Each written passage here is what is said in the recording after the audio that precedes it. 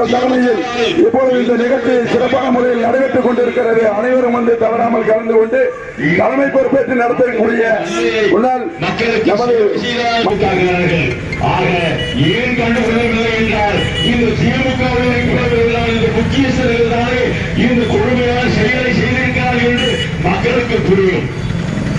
அதையெல்லாம் நீங்கள் மனதிலே வைத்துக் கொள்ள வேண்டும். பெரியவர்களே, தாய்மார்களே, வெஜிடபிள் சூப் சாப்பிட்றியா சூப்பு சொல்லி அது சோப்பில் பார்த்தீங்க அது எனக்கு நடக்காது. எதுக்காக கூப்பிட்டீங்களோ அது ஒன்றும் பெரிய விஷயம் இல்லை. எங்களை நீ கொஞ்சம் அனுசரிச்சுக்கோ. எந்த வயதிலையும் நீ எங்களோட கொஞ்சம் ஒத்துழைச்சின்னா இவ்வளவு பணத்துக்கு நீ சொந்தக்காரனாயிருக்க கூப்பிட்டு எனக்கு ஏபிஎஸ் தலைமையிலான தொண்டரை மீட்புக் குழு நாட்டளவு அடலேர்களே, இன்று எழுச்சியோடு இந்த புரட்சித்தலை அம்மாவர்களின் 77வது பிறந்த விழா கொண்டாடப்பட்டு வருகிறது. இந்த நல்ல நாளில் நாம் சூழ்நிலைப்பது இந்த கையாளாக திராவிட முன்னேற்ற கழக ஆட்சியை மீட்டுக் நிறுத்த வேண்டும். 525 பொய்யான வாக்குறுதிகளை இங்கே தமிழக மக்களிடத்திலே கூறிவிட்டு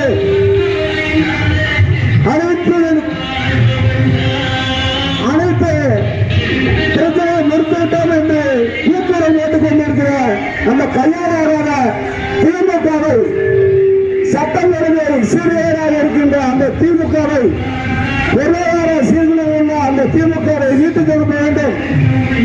கல்வித்துறையை விற்பனை துறையாக மாற்றியிருக்கும் அந்த திமுகவை வீட்டுக்கு அனுப்ப வேண்டும்.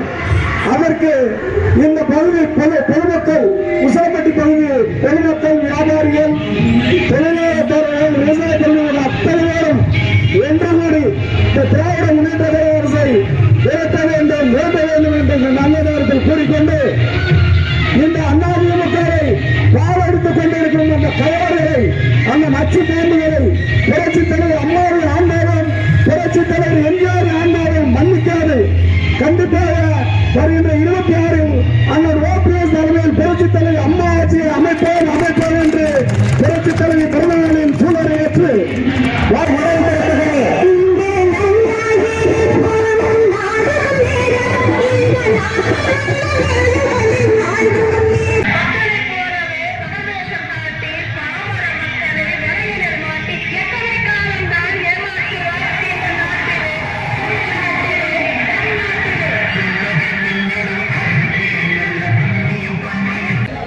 தமிழ்நாடு முன்னாள் முதலமைச்சர் கழகத்துடைய பொதுச் செயலாளர் புரட்சித் தமிழர் எடப்பாடியாருடைய ஆணை கிடந்ததும் மதுரை போராடி கொண்டிருக்கின்ற ஸ்டாலின் அவர்கள் அப்படிப்பட்ட நிலையை மக்களுக்கு கொடுத்திருக்கின்ற நேரத்தில் இன்றைக்கு எண்ணி பார்க்கின்றோம்.